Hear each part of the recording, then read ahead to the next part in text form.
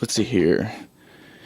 So I got a question from a buddy of mine saying, I need your honest opinion. If you were me, would you push your son to join the military? Would you rather he didn't join? So I did some thinking, and I thought the short answer is I don't know. Part of it's the parental style. I'm not big on pushing anybody, but then again, I mean, I don't think that's what you meant. I would certainly encourage my kid to consider it. So yeah, so let me just walk through some of my experience, kind of give you a broad picture of what it could be. My goal is actually for doing this as a video so that other veterans can see it, and other veterans in the comments could fill out what they say or what they think. If you were in the military, would you encourage your kid to follow that same path, or would you maybe suggest something else?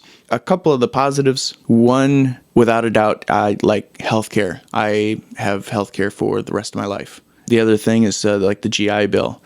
You go in for 4 years, get out with an honorable discharge, and you spit out with a GI Bill. It gives you pretty much a college degree. The other nice thing is there are other things that can happen in service that once you're out of service, if the VA recognizes it, opens up other doors. Like, for example, I got clocked in the head.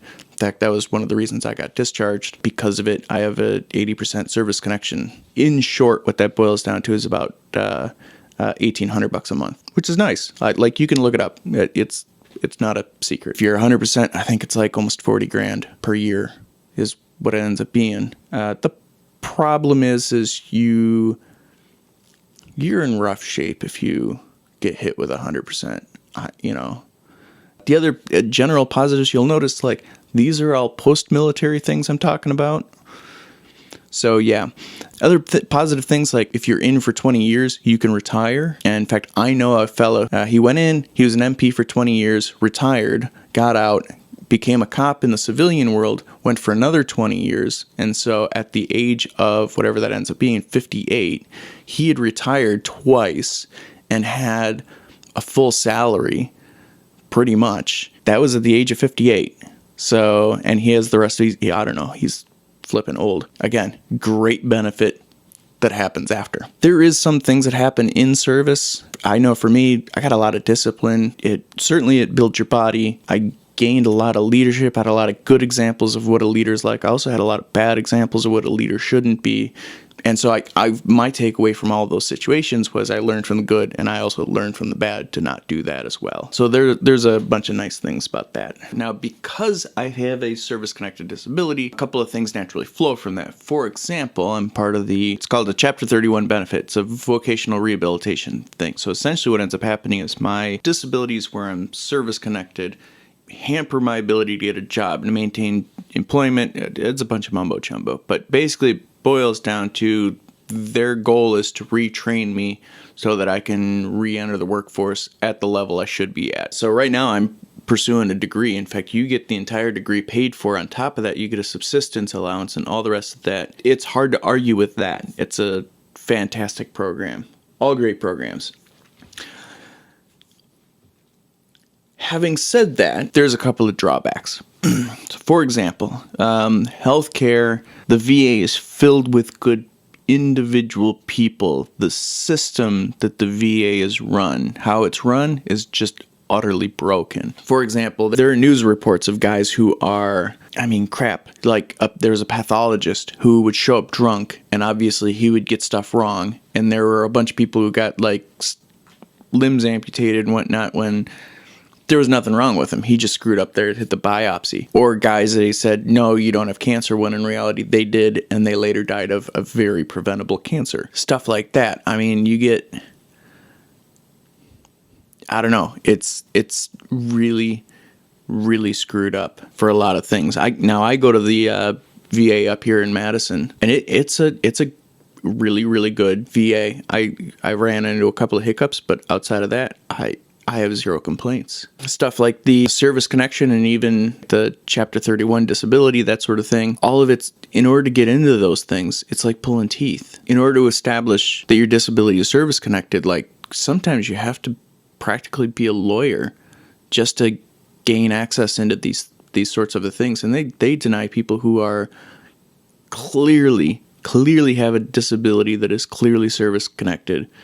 And they're just, I don't know, the VA is just really broken that way. So that's a problem. Like I said, that 80% the service connection, that's a nice chunk of change, but man, you earn it. Yeah, it's a mixed bag, and pretty much everything about the VA is a lot like everything in the military in the sense that it's all extremes. It's extremely great on certain things, and it's extremely taxing on others. It's extremely good for you, and other things are extremely bad for you. Yeah, you get healthcare, but sometimes it kills you, that sort of thing. Instead of saying, would I push my kid to do it, let me answer it a different ways. Would I do anything different having gone through the process? And here's a couple of things. One, I probably would have made an effort to go in as an officer, which essentially requires a college degree already. If you don't want to pay for the college degree, what I would do is to at least try to get into one of the military academies. That's a paid for degree. You become an officer when you're out of it. And yeah, it's that's the best of both worlds. So there's that. If you can't do that, then there's a good chance what I would do, like I went in as a gunner's mate. I sort of regret that, namely because I didn't even get what I wanted out of it. I just wanted to blow up stuff, and I didn't get that. So what I would do is to sit there and think, well, what do I want to do? I mean, like for life, like what do I want to do in general? So if I want to go into a trade, there's a couple of building, engineering, that sort of thing, jobs that are enlisted jobs. Sign up for that. My buddy was a cop, always wanted to be a cop, so he went as an MP. I will say each branch specializes in various things too. That's part of the homework that you'd essentially have to figure out.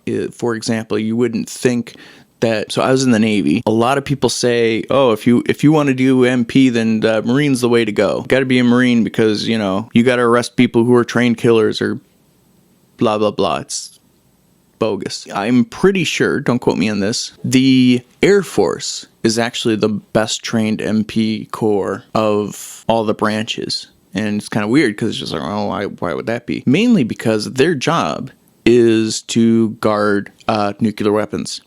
So yeah, they're thoroughly trained. So if you have a job out in the civilian world where you're like, yeah, that's what I want to do, there's a good chance there's a military version of it that can translate over. One thing you can do that would essentially guarantee a job for the rest of your life if you're not sure what you'd want to do, what I would be tempted to do is to find a job that requires a top secret security clearance. Because essentially what ends up happening is once you get in, it's thousands and thousands and thousands of dollars to get that clearance. But once you have it, it's really easy. Like if you've gone through high school and you haven't no problems with the law, no problems with any of that stuff, you're gonna get it. So you go through all that process, and if the job you get has a security clearance and you get that security clearance, then there are job fairs where that's all they do is they find people who have a top secret security clearance and they hire you. They're desperate for that. If the military already paid for it, then they don't have to pay for it,